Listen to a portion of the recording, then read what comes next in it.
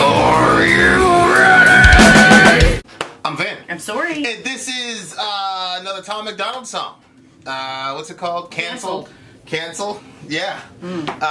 This is the #1 reaction channel on YouTube, ladies and gentlemen. Yep. Vin and Sori. If you're new, welcome aboard. Shout out to all our patrons for timely topical political commentary. You can hit us up in Middle America with Vin and Sori.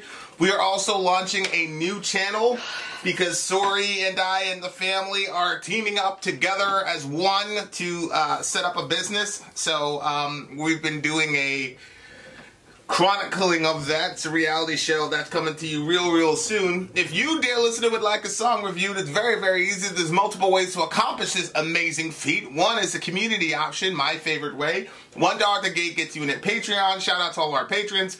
Your boy Vin is actually being a little bit more participatory. Wonderful. So $1 at the gate gets you in. You pull your points with your other teammates, and then that determines what songs that we do. Another way is the Fast Pass option. $125 gets you straight to the head of the line, and then you get to determine what song we do, even what specific video we do. Now, that's Vin and Sori merch at gmail.com on PayPal, or you can links do that. Links in the description of the video. You can do that on Patreon as well. So there you go. Those are all the options. This is the big homie Tom MacDonald just dropped the song Cancel. Let's go. I can't be cancelled, there's no way that you can stop me. I'm fully independent, there's no label who can drop me. Y'all been starting rumors, let me help you with some. Yeah. He's a racist, he's a sexist, he's in love with Donald Trump. Y'all can't cancel me, my life is scandal free. There ain't no sponsors taking losses cause the brand is me. My hands are clean, my family and my fans agree. Y'all can't cancel me for facts because you're mad and weak. Go ahead and tell the world I'm ugly and racist. I braid my hair and I don't care about cultural appropriation. I moved to the ghetto, lived in the ghetto, there's no Caucasians, and still I loved every single one of my neighbors. How's a man say I'm clickbait if he gonna use this face to get clicks on his page? Y'all hypocrites are made. But I ain't tripping about these bullies, it ain't 6th grade. Go ahead and diss me trying to sell a couple mixtapes. I'm not afraid, take my face and my name, paste it on the front page. I'm already famous and you'll never change it by hating or claiming you'll take it away. My grind wicked, write my rhymes different. You could try to quantify defying limits as a dying gimmick and denying winning. This is pure fire, this ain't white privilege. I do what I want, get all the Gucci and Louis Vuitton out of my closet, out of my crib. I do not want it, that is for kids, that is for rappers who ask you to produce their beats for free, pretending online like they rich. I am not playing it safe, I said what I said, it is what it is. I don't care if you mad at me, okay? Go ahead and change the channel.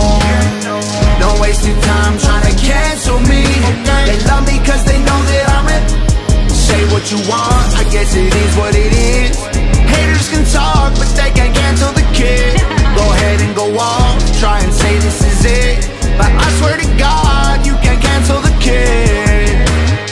Everybody knows my name, from local folks to global fame. I'm vocal about the social justice movements. I expose the fakes, turn rappers into ghosts and graves. Make no mistake, they bones will break. I'll throw them in the wolf enclosure, slowly turn and close the cage. Acres full of sheep, you know that I'm the only goat. I'm great, they spoke my name to mostly hate. I don't complain, I'm woke, I wait. A total focus soldier, wrote the art of war. Know every page, I'm numb to all the dumbness. Smoke tobacco laced with Novocaine. I won't behave, I stoke the flames. I'll choke their throats with golden chains. Use vocal cords as skipping ropes and jump till I am soaked in brains. From open plains to coastal waves to solar rays in open space. Can't find nobody doper unless you poke your veins and snort cocaine. Whoa, y'all can't cancel me. Just get mad that I'm the man until you smash the screen. Like whoa, I can handle heat. I walk through hell in open sandals drinking gasoline. Yeah, I could've been a star, could've had a mansion and a car and a Grammy album on the charts. I'm a savage, Randy with the bars. I don't rap about Xanax, goddamn it, can't cancel facts. We need answers, championing trash to the masses actually massively damages, yo. Keep trying to cancel me, yo. I own the masters, so yo. I make the beats, I write the songs, I own the cameras, yo. I could've been famous, dumb my music down till it's basic. Get it on the hottest Spotify playlist, modify my catalog and go mainstream, yo. I don't care if you mad at me, okay? Go ahead and change the channel. Don't waste your time trying to cancel me, okay? They love me cause they know that I'm it. Say what you want, I guess it is what it is. Haters can talk, but they can't cancel the kid. Go ahead and go off, try and say this is is it. But I swear to God, you can't cancel the kid. I feel like all these rappers lately on a mission. They starting drama, they don't really want no problems, so they talk in whispers. Don't even start, no competition, y'all are finished. They say they feeling froggy, but I bet none of these frogs gon' rib it. They think I'm soft, but I promise y'all that I'm solid like a rock inside a Teflon box and dipped in carbon fiber liquid. I'm not religious, but I walk with Christians. If Jesus died for all my sins, he'd need 1,000,000 crosses tall as buildings. Y'all can't cancel me. I'm a god and you're the devil, stop attacking me. Like, whoa, nails in my hands and feet. Y'all some snakes, I don't need fruit from that apple tree. I ain't doing features or buying beats. I'm a wolf, I don't lie with sheep. I am what I am, and I can't hide my teeth. Way too many rumors, I'm like, who said it? Never met him, if he dissed me, probably about to drop a new record. I do what I want, don't matter if I get approval or not. Y'all ain't gonna cyberbully me or try to push on me until I'm becoming some dude who I'm not. Head full of ludicrous thoughts, producing the songs. My music is truth and you brutally shocked. I'm shooting my shot, I'm Biggie, I'm shady, I'm new school pop. Go ahead and call me a piece of garbage, make a starving artist your primary target. I'm the largest monster in the farthest darkness, I'm a closet sharpened, I'm an army sergeant. If people wanna hate, then I'm grateful. It's only gonna make what I say less painful. Look at my face, embrace I'm unstable. I ain't gonna break or shake or feel shameful. I don't care if you mad at me, okay? Go ahead and change the channel. Don't waste your time trying to cancel me, okay? They love me cause they know that I'm it. Say what you want, I guess it is what it is. Haters can talk, but they can't cancel the kid. Go ahead and go off, try and say this is it. But I swear to God, you can't cancel the kid.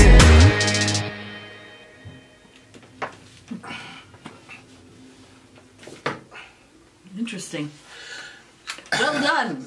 I like the attitude about it. Yeah, he's kind of filled. He's filling that void that Eminem, you know, pretty much permanently abandoned when he went after Trump. Because Eminem was against the status quo and all the rest of it, and going after Trump was just basic level status quo nonsense, which he called out in the other song. Yeah. So this guy, somebody said something like, he's like the hip hop voice for the right wing or whatever, and that is what it seems like. Yeah. He's you know what's really funny is the whole white privilege people thing. So we talked for like 40 minutes or whatever on the previous video. Yeah. And like almost all the comments are white people being upset about the whole white privilege thing. Oh my gosh. It really bothers them. So I actually feel like that. there's a guy we were supposed to have some discussion or whatever.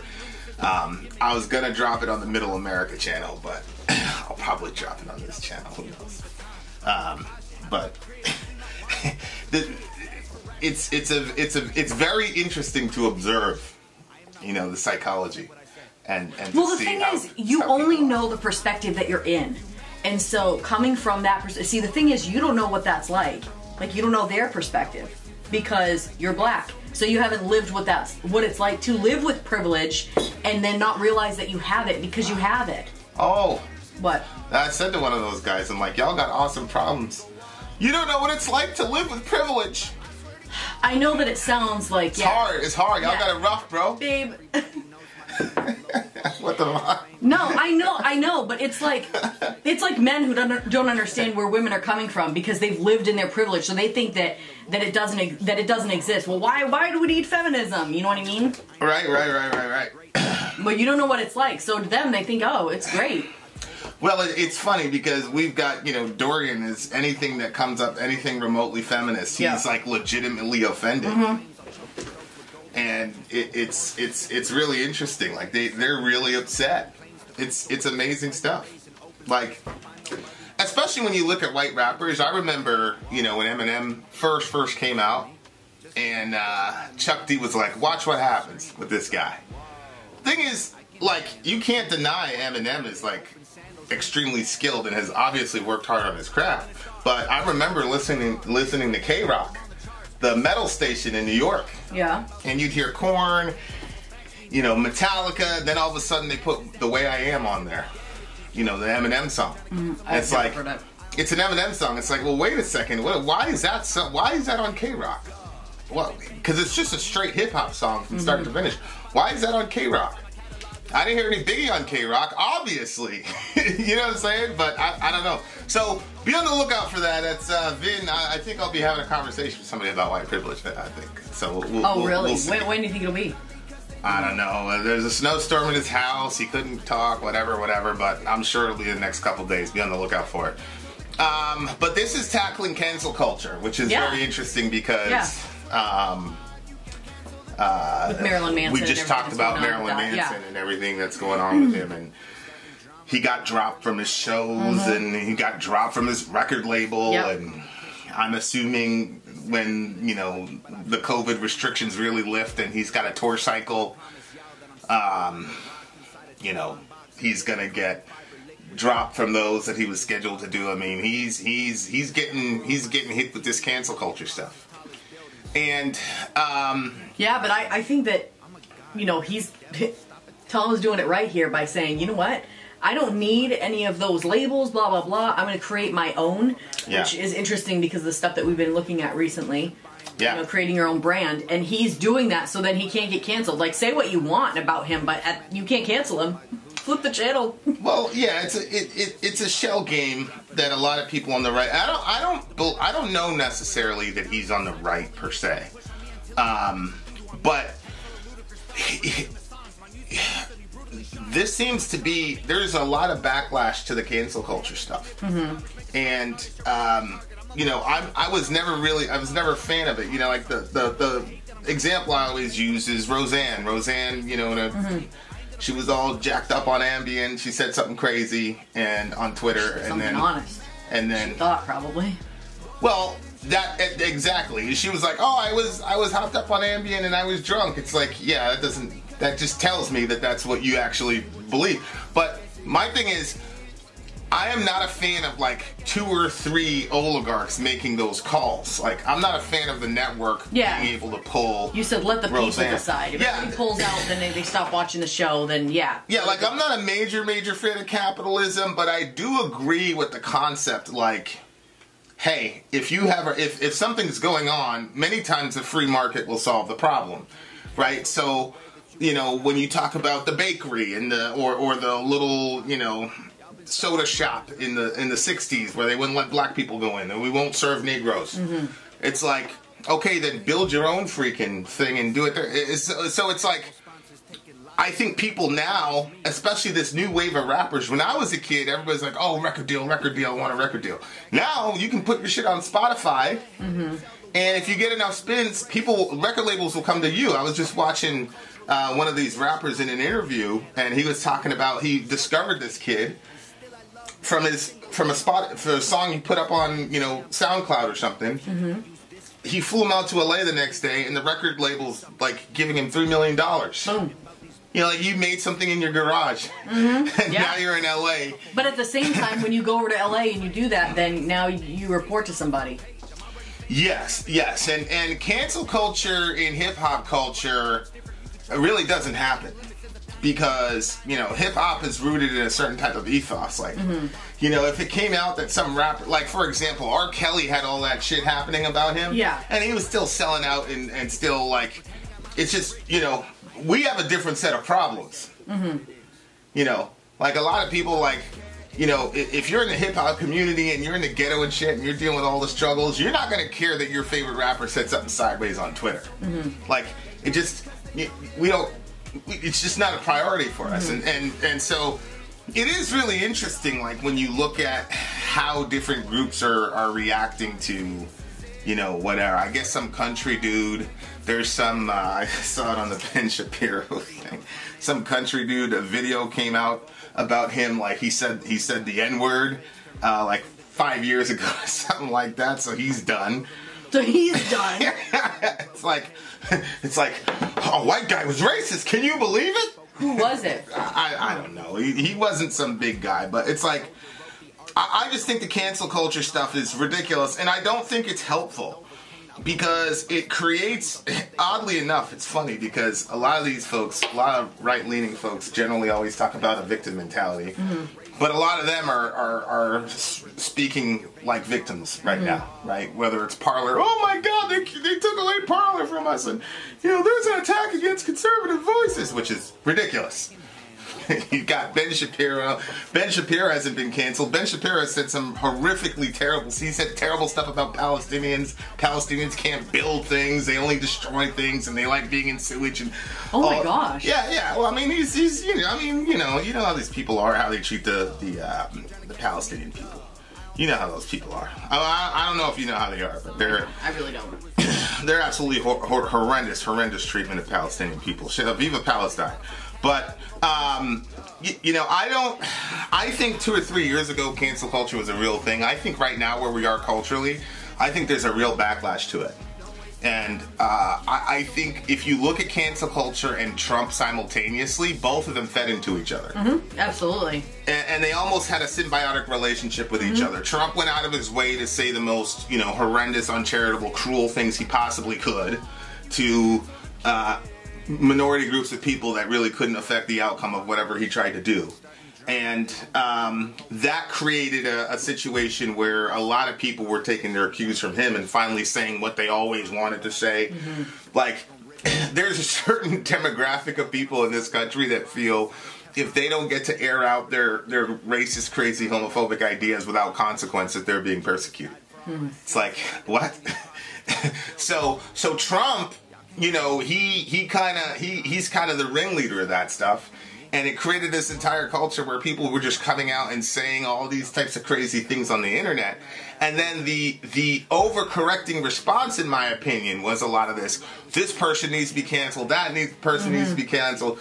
Like, shit people said like 15 years. That's the thing to me about cancel culture. There's a lot of reasons I have a problem with it. One is because I'm a big believer in free speech in the sense that unless it's like yelling fire in a crowded theater like what you saw in Parler, right. I'm a big believer that, if something offends you, fine. And if the person has a wrong ideology, let them say it in the public square, and then it will get defeated in the public square. But if you don't do that, then what you're going to do is you're going to create all these weird little subcultures where all these like-minded people get together in an echo chamber, and that is what happens with a Parler type of situation. So because all these people got exiled from the mainstream sort of chat, whatever, social media platforms or whatever, because they were scared to death of every little thing violates some strange Facebook community standards. Like, I'm pretty sure in the next 3 months my Middle America channel on Facebook is going to get completely shut down.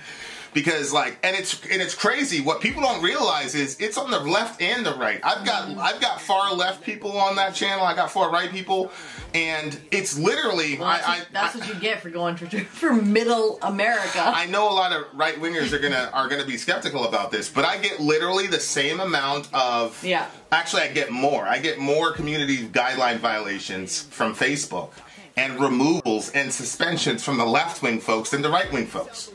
So Facebook is really, they're making a business decision about who gets to say what. But the problem is when you do that, it creates places like Parler and Gab or whatever, where all these people in this underground movement then all can coagulate together, and there's no contravening voice because you exiled them.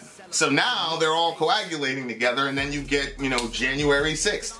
So I'm completely against that stuff. Let people say what they actually believe about a given thing, and let's have a conversation with each other.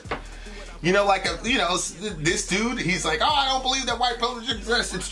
It's just victim mentality for people who excuse their behavior. And he goes, I'm not a racist or anything. I never said you were a racist, but do what you will with that.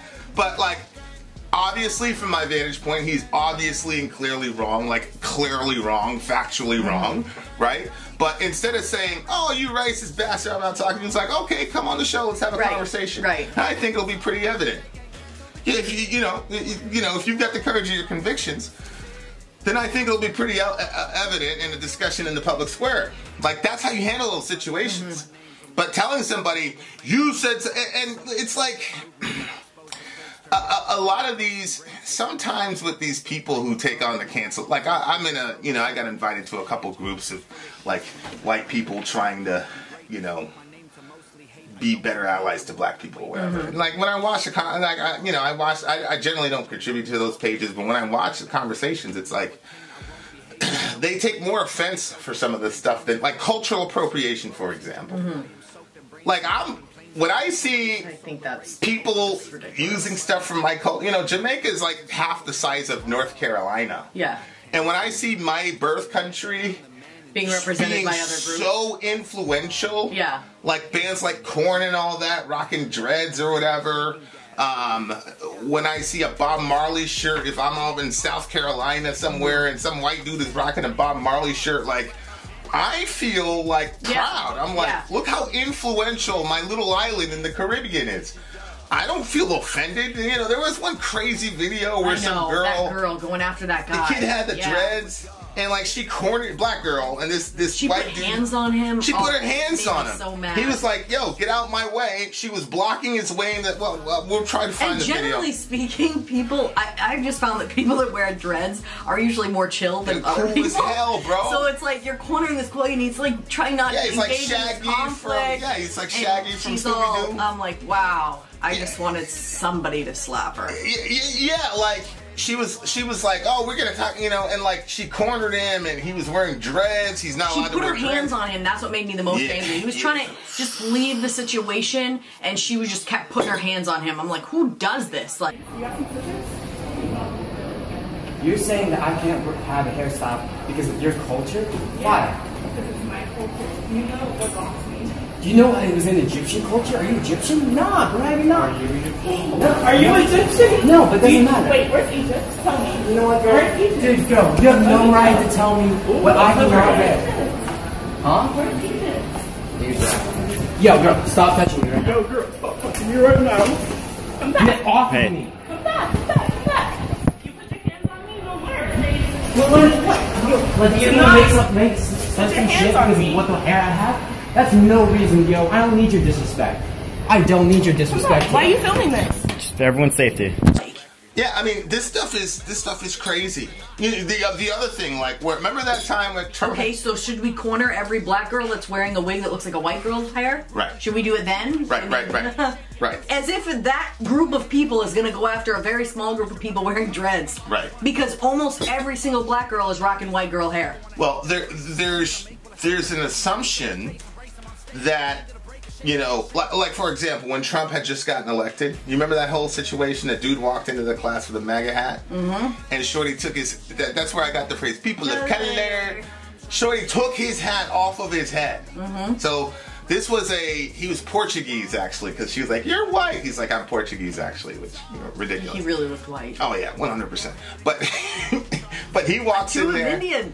He walks in there like a week after Trump gets elected with his MAGA hat.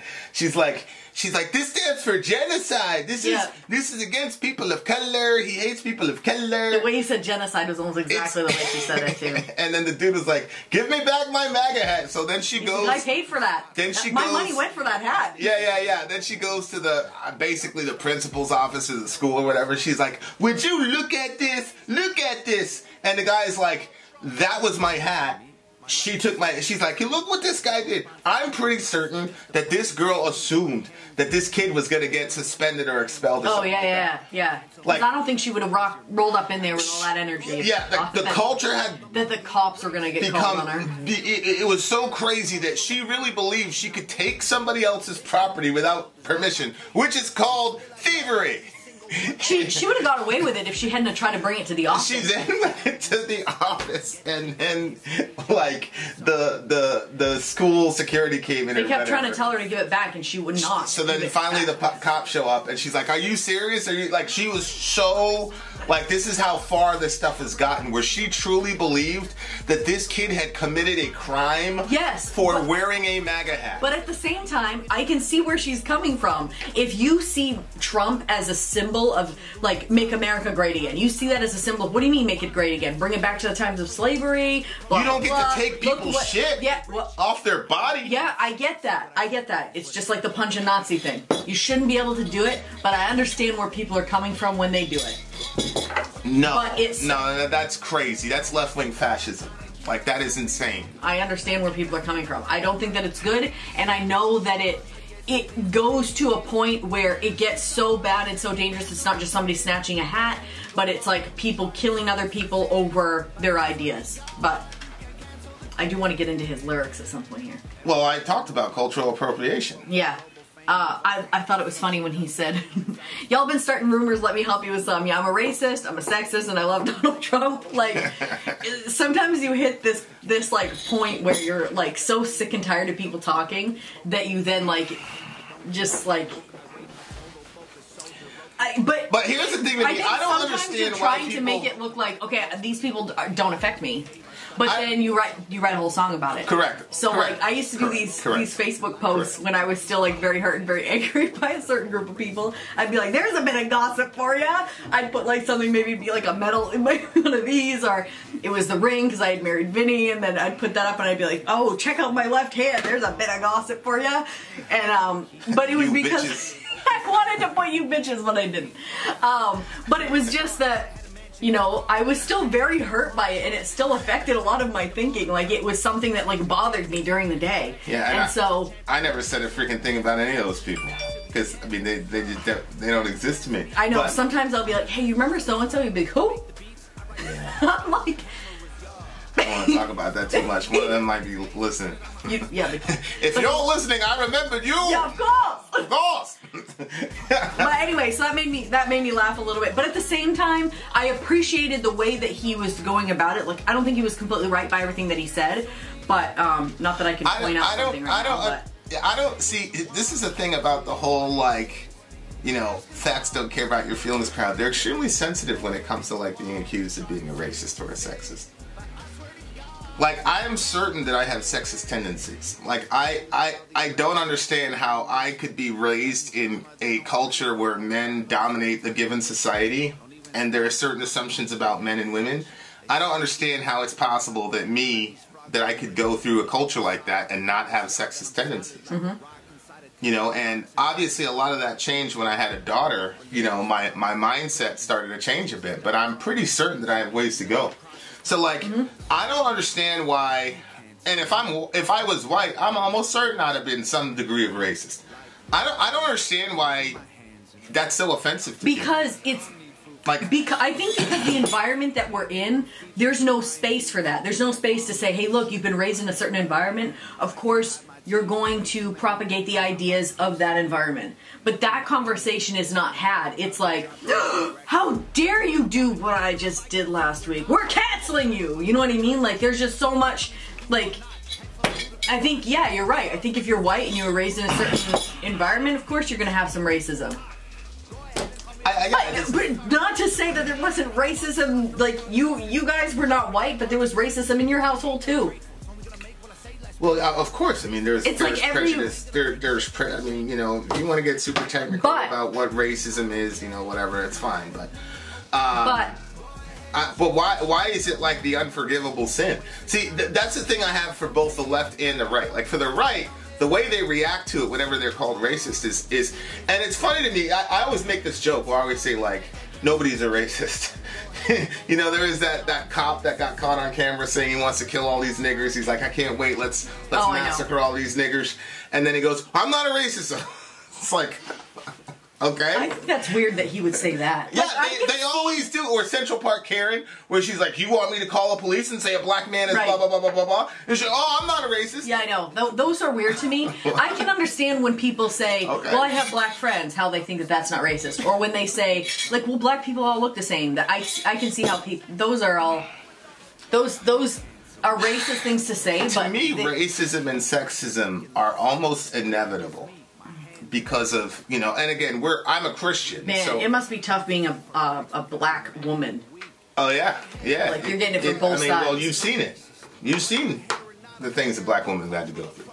But like that's the thing that's strange to me. It's like I'm not saying I don't know enough about this guy to know if he's a racist or a sexist. He doesn't seem either one to me. He just seems like a run of the mill, you know, Caucasian trying to do his best. Yeah. Like he doesn't seem to be this big giant like. No, but I think it's just, and he's probably not 1,000% in Trump's corner either. I think it's just he's saying stuff intentionally to pump people. Well, yeah, and this is a thing that the left did. Like, you had to be completely and totally against Trump, and if you weren't completely and totally against Trump, then you were completely and totally for him. Mm-hmm. So when we first started the channel, Trump did something like with the First Step Act or something, reversing Biden's crime bill. And I said, good on him. And people were like, if you say anything about Trump again in a positive way, I'm dropping. That's what, look at the intro to Pantera, 5 Minutes Alone. I think that's where it is. Where I was like, yo, you guys are, that's never ever going to happen. Like, don't you ever in your life tell me what to say on my own freaking channel. I think that's weird that somebody would even... But that's the mania. That's like, I would never, like, I might not listen to a channel again, or, you know, but why? But to go on there and to tell them not to do it because that's media. Weird. That's weird. Yeah, and who do you think you are? Yeah, and obviously. It just got really weird, man. Remember that time we did a Patreon pick with Alec, and it was some racist band. It was some white supremacist band. Yeah. The band was like, no time for niggers, and blah, blah, blah. Yeah. And so we did the song, and we did the review. All of us denounced racism in the song. Yeah. You know, we're against the three of us were against racism, but we're looking at the other aspects of the song, right, and the band and the musicianship, and we were trying to figure out what was going on with the guy. And Alec gave it, and this white dude went on he completely lost his mind. He emailed me, he said, I'm reporting you to YouTube, this is racist bullshit, da-da-da-da-da. He's telling him what's racist. He's like, so this white guy is telling him what he should be thinking. It's so funny. I was like, what the? He tried to report us to YouTube and get me canceled. He's like, you need to pull that down immediately. I'm like, you silly mother, like, you can't see the irony of you, a white person, telling me what to do on my own freaking, get the fuck out of here. You out of your fucking mind? I was about to call up Alec and say, let's do a whole fucking week of this shit. Honestly, like, don't come at me with that, bro. What the fuck is wrong with you? You have to appreciate the comedy side of somebody doing that. Like the fact that he didn't see that what he was trying to like go, he was being like... Correct. Well, because most racists don't try to tell you what to do. Well, see, that's the thing about racism that's so hilarious to me, is that I saw so much left-wing racism recently that it's like it's just hilarious to me. It's like these hypocritical left-wing racists who believe that they can come to black people and tell me as a black person how I'm supposed to feel and what I'm supposed to do, and I would say, like, I'd say I don't give a fuck what Trump said about anybody. I care about the racist ass policies that destroyed my community. And then you get these left wing fucking race, hey, talking about I'm selling out, and it was capsulated perfectly with Biden, right, when he said you don't vote for me, you ain't black. It's like, so that's why I'm saying, like, people know how to forgive quote unquote racist, because all these left wing people. Or Democrats, I don't care what you want to call them. They overlooked all of Biden's racist bullshit. Oh, yeah. They completely overlooked it. And then if you were black and you called it out, they would tell you to shut the fuck up and tell you that you're selling out your race and yada, yada, yada, yada, yada. Because you're not going along with their silly ass narrative. So like, that's why I'm like, it's almost impossible not to be a racist if original sin is true. And there are degrees of sin, just like with every other thing. Like, there's being a garden variety chauvinist, which I probably am, to being a absolute misogynist. It's a scale. And like this cancel culture stuff is like, it takes people who would be kind of like in the middle of the road, and it pushes them toward extremism. Yeah. Because Especially, I'm sorry, but there's a certain demographic in this country that is not used to being denied access to places. You see what I'm saying? Yeah. Like, you got a lot of white folks that are like, oh, get over it, you know, whatever. The Tiger Woods, there's certain golf courses Tiger Woods couldn't play on in the 90s because he was black. Who cares? But then the minute Parler got shut down, you know what I'm saying? So like, I get it. Like, the people that are always calling people snowflakes are the fucking softest, weakest people in the country. But on the other hand, the left-wing people always calling people racist are some of the most racist white supremacists on the fucking planet. So it's like, so let's cancel the right-wing white guy. Let's cancel him. And, you know, a lot of this cancel culture stuff is really just that political tool of domination. Because if I can get rid of all these contrary voices and there's only one narrative in the zeitgeist, then that influences who gets elected and who doesn't. And that's another reason I'm very, very skeptical when a small group of people get to make decisions for a massive group of people.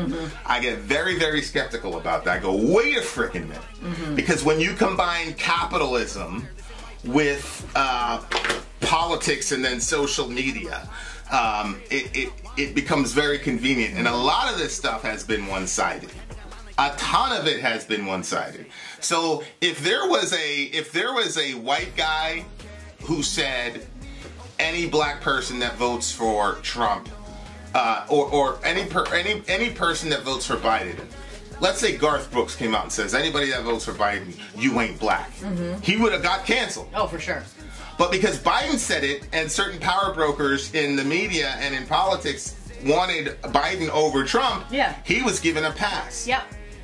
So, you know, like, that's why, like, it doesn't matter what side you're on, we need to be very, very, very skeptical about this cancel stuff. And it better be something really extreme, like what happened on Parler, to do something like that, because you can objectively say, no, this was used to stoke up, you know, it was a clear and purposeful disinformation program by Linwood and the rest of those psychopaths, and he was absolutely inciting violence, and so fine, right? And the thing about Parler is, a lot of people don't realize this. Apple and Amazon gave them X amount of time to moderate their shit. And again, there were real clear objective criteria. You had Linwood saying, okay, on January 6th, now it's time to mortgage our lives and our wealth for the cause. And then you had all these people saying all this violent shit, and that was the curated version of Parler. That was after, it was up there after they received that warning. Okay, that's not the same thing. That's not the same thing as Roseanne slipping up at 4 in the morning and saying something and then getting canceled and booted off. That's not the same thing. That's something that's a completely separate category. But those parlors get created because of cancel culture. And to this moment, I don't think the power brokers in our society on that side of the aisle are going to take any accountability and responsibility for that whatsoever. And that's a real problem. So I'm glad. And, you know, it's the modern world we live in, man. Like, people, if you figure out this internet thing, once you figure out this internet thing, you really aren't beholden to anybody. Other than the gatekeepers of YouTube and Facebook and all the rest of it. But again, we've been saying controversial stuff for years. We've never been canceled by YouTube. So this whole idea, right-wing voices are getting canceled. Being interracial helps. Yeah, well, yes and no, because as the Democratic Party showed us, they will on the surface say, "Oh yeah, we love diversity, blah blah blah blah blah," but don't get it twisted. They don't care. Yeah, they don't care. So, look, you know, Tucker Carlson still gets to go up there and lie. He's not beholden to this stuff. So he's got his own masters. He's doing a lot of this stuff independent, and so he doesn't care. And good for him. You know, good for you. That's the major thing. Like, in our current situation, people are not being, you know, you can't get blackmailed anymore. And the fact of the matter is, controversial people generate traffic. So Twitter and all these people pretending about Trump, listen. Yeah, you saw what happened to the... I don't know if you know this, but the ratings for CNN and MSNBC Fox all plummeted once Trump left office. I'm sure. Because honestly, okay, out of the people in this family, who is the least interested in politics? Zoe. Name two. Zoe and Johan, probably. Zoe and me, probably. Right, you and Zoe, yeah. Because Sayla will be like talking to Doreen about what she's seen on Ben Shapiro and stuff like that. Yeah. But anyway, so me and Zoe are both interested in the politics when Trump's involved.